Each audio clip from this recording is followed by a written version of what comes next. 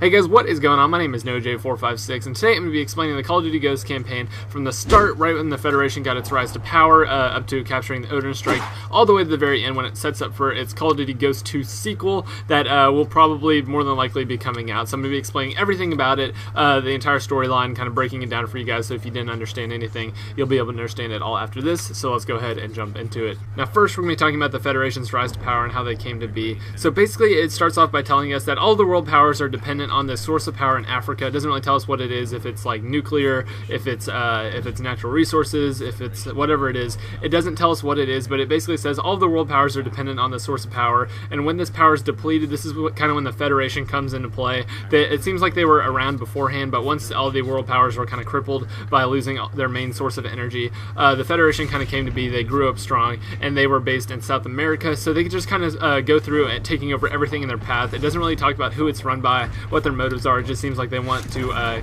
conquer the world and just have this world domination over everyone, and that's kind of their backstory. So basically, when they really just crush the U.S. is whenever they go up into space and take over the Odin system, which is basically a kinetic energy missile launcher. And basically, what a kinetic energy missile is it basically just destroys, creates sinkholes in the Earth's atmosphere. It shoots into the Earth's atmosphere, hits the ground, and just creates a sinkhole and completely destroys everything. I'm probably going to be going into detail about this and explaining it more than just what I did there, because it's a lot more complicated than that, and I can definitely do that video if you guys want. But basically, all you need to know is it just blows everything up. So they take over this Odin Strike system, and they call in Odin Strikes all over the U.S. This is what completely cripples the U.S. This is what makes them so weak and allows the Federation to attack. So basically, that's the very first part of the mission, the very first part of the campaign, and then you pick up with Hesh and Logan in the second part.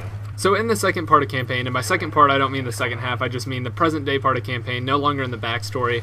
You're playing as the main character Logan, your brother is Hesh, and Elias is your dad, and all three of you are in the United States military, kind of playing the defensive against the Federation, who are constantly attacking the United States, killing civilians, and just all around are bad people. So you're all three in the army trying to defend against the Federation, keep them from pushing in and taking over the entire United States, and then probably the world after that. So basically, your dad sends you on this mission to go into No Man's Land and infiltrate the Federation's base. No Man's Land is basically just the space in between where the Federation and the United States are based, and you actually infiltrate them and see that a ghost by the name of Ajax has been captured. Now the ghosts are basically this group of elite soldiers. There's really nothing that special about them. I thought it was going to be a little bit cooler, but basically they just all wear masks. They have this code about like when people die, you bury them a certain way. You don't even bury them, actually. It's just like a certain kind of ritual you perform. They always finish their missions. They're known for being the best of the best, and that's basically just about it. They're just this elite group who's really good at what they do. So you find out that Ajax has been captured,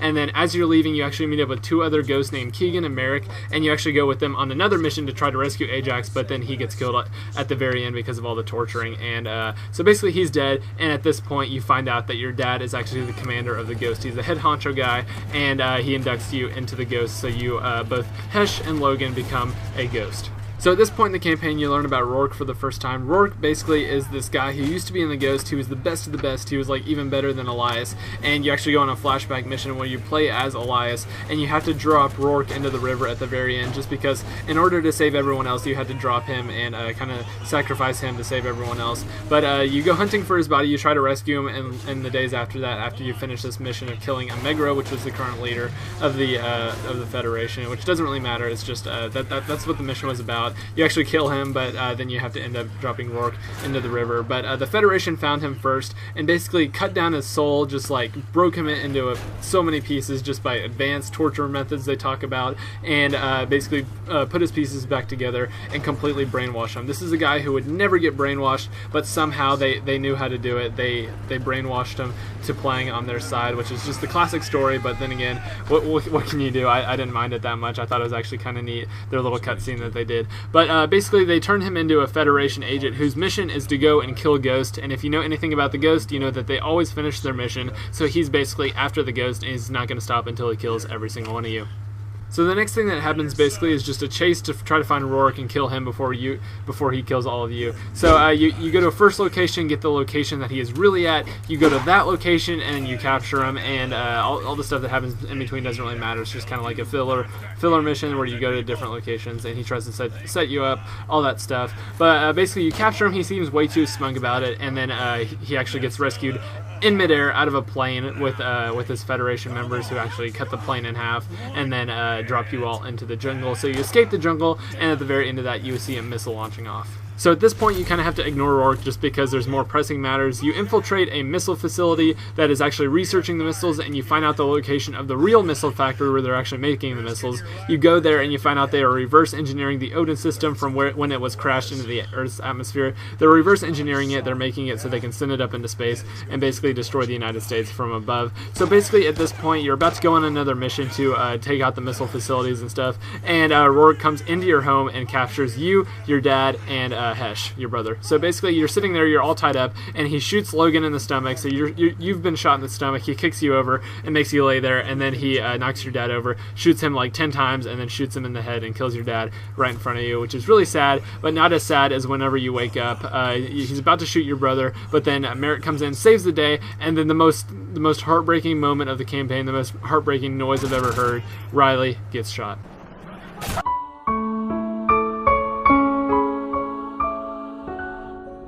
But don't worry, Riley survives. It's just your dad that died, so you're pretty pissed. And basically, you're just after the Federation and after Rourke, and you're going to kill them no matter what, because you are Ghost, and that is your mission, and you're going to complete it no matter what the cost. So basically, you attack them from two different angles. The first angle is you attack their kind of fuel system out in the ice, and this is just kind of like not the missile facility, the fuel facility that you blow up at the very end. There's a lot of blowing up in this campaign, as always. But you blow up the fuel facility, and that kind of sends all of their water forces, their naval forces, it sends them back to try to defend that, but at the same time there's only one ship left behind, their best ship, and basically this is when you do the underwater diving mission. You go underwater, you launch the missile into the side of the boat and blow up their entire boat, and basically you are home free and ready to attack their main missile facility.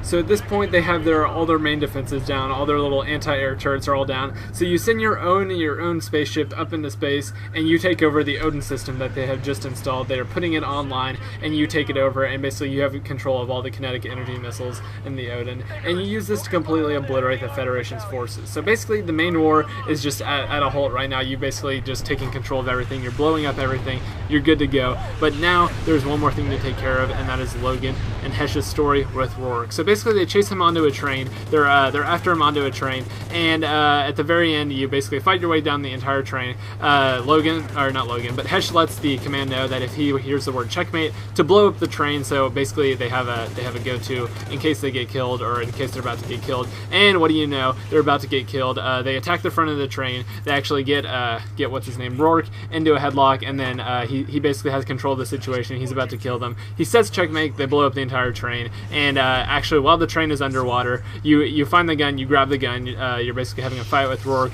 underwater while Logan's laying on the ground. Logan's always laying on the ground in this campaign, by the way. Logan's like kind of the weak one. Hesh is kind of the badass one who's just attacking Rourke, fighting with him. You grab a bullet, you shoot through Rourke, you hit Logan as well, so Logan's kind of damaged. He's okay though, he survives. You drag him up on the shore, and you're both just laying there, and you think the campaign is over. You think it's over. This got me so good. But basically you sit there, you're laying there, you think the campaign's over. You killed Rourke. You shot straight through his body. There's no way he can survive this. He's shot in a train underneath the ocean. But anyway, it kind of focuses back in. The focus comes back in. You just kind of sit there for a second until you realize you have control of your character. You look to the right, and you get just completely smacked in the face by Rourke. Rourke is still alive. He basically says that you're going to make a fine ghost. You would have made a fine ghost, but instead you're going to do a great job of hunting down all the ghosts with Rourke and killing them all. So he drags you away. Hesh is laying there. He's completely helpless. He's been shot. He's been kicked. He's been beaten up.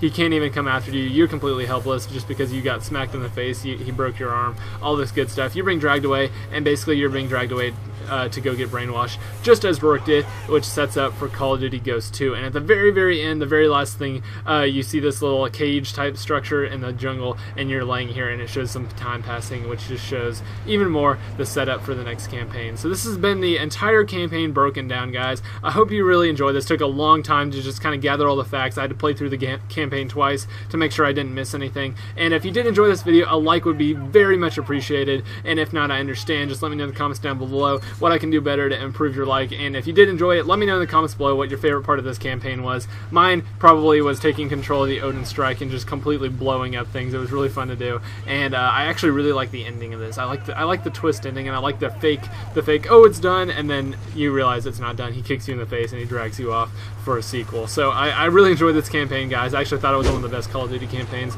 for a while. And anyway, guys, just besides Call of Duty 4, just thought I'd throw that in there. Anyway, guys, I hope you enjoyed this. My name is NoJ456, and I will see you in the next video.